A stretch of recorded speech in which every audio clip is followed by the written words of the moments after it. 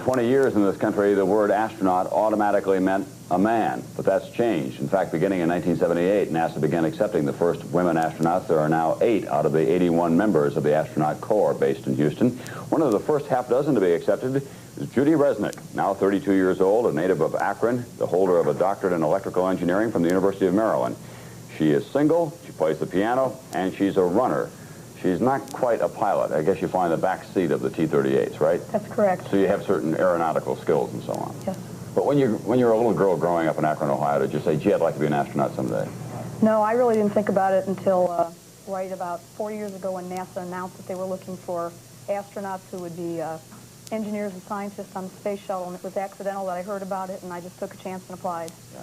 But once you got into the program, wasn't there a little bit of resentment or a little bit of male chauvinism that was demonstrated to you? This is a very male kind of fighter pilot world that you were entering.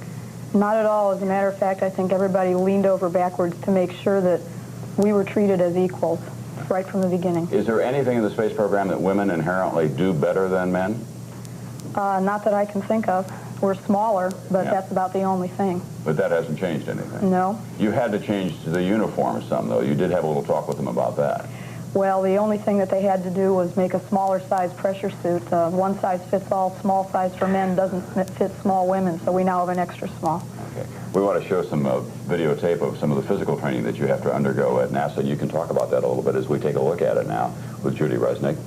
It's a pretty tough program. Were you prepared for this, for the physical difficulty of it?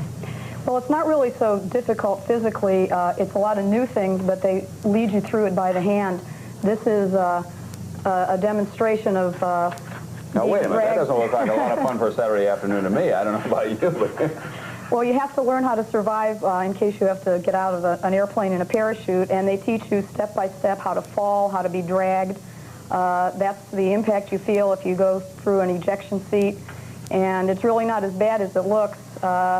They show you how to fall into the water by, instead of letting you fall the first time, they let you slide down a slide wire. Like I say, they break you into it gradually. Were you a tomboy when you were a kid? No. You weren't, and you took to this right away. You like it? It was fun. What's the best part about being an astronaut? Everything. You just like it all? Yes.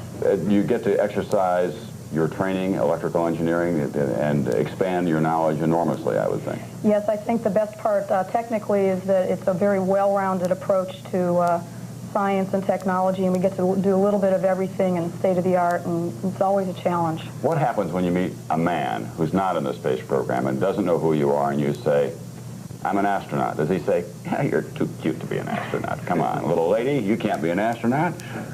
I just tell him I'm an engineer.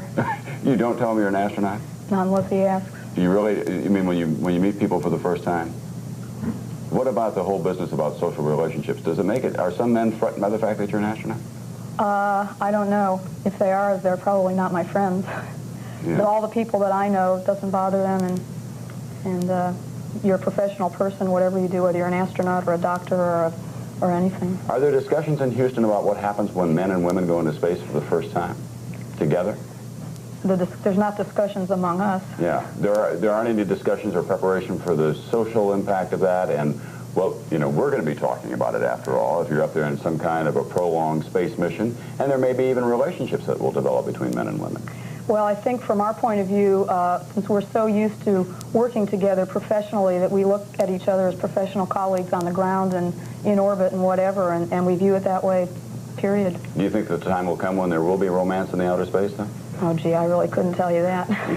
But people have just right now, just a wholly professional attitude about it, and NASA has not begun to form any kind of a seminar or any kind of a training program for people to deal with that publicly or otherwise. Oh, not at all. It's a career to us, and we treat it that way, and so does NASA. When do you expect to go up in the shuttle? Oh, it's going to be a few years for us who are relatively new, but it's worth the wait. You'll be patient enough. I'll try. Okay, great. Judith Resnik, nice to have you with us this morning. We'll see you tomorrow morning back here as you help NBC News with its coverage of the launching of the Columbia Orbiter. We'll be back right after this word.